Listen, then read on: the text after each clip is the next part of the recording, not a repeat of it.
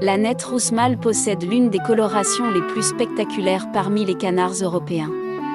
Sa tête orange intense n'est pas due à des pigments rouges classiques, mais à des caroténoïdes issus de son alimentation, un peu comme chez les flamants roses. Son bec rouge vif devient encore plus éclatant pendant la saison des amours. Cette couleur agit comme un véritable signal de santé pour les femelles, plus il est rouge, plus le mâle est prêt pour la reproduction. Contrairement à beaucoup de canards plongeurs, l'ânette rousse mange énormément de végétaux aquatiques.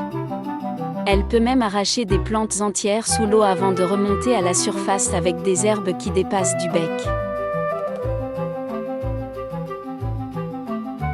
Quand elle nage calmement, elle paraît très élégante et légère, mais elle peut devenir extrêmement agressive envers d'autres mâles pendant la reproduction.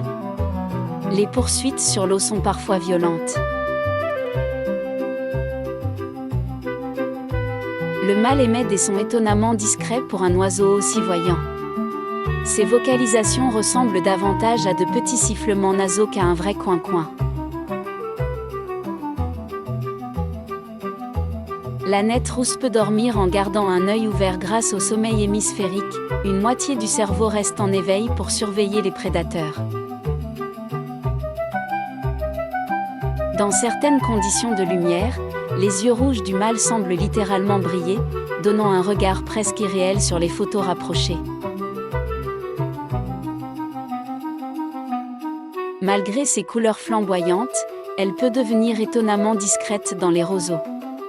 Son dos brun sable se fond très bien dans les végétations sèches des étangs.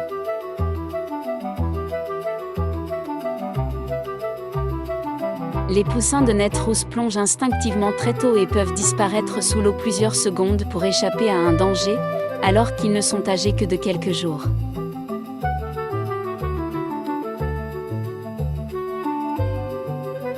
Chez l'ânette rousse mâle, la couleur de la tête peut changer radicalement selon la lumière. Au lever ou coucher du soleil, elle paraît parfois presque rouge feu ou métallique.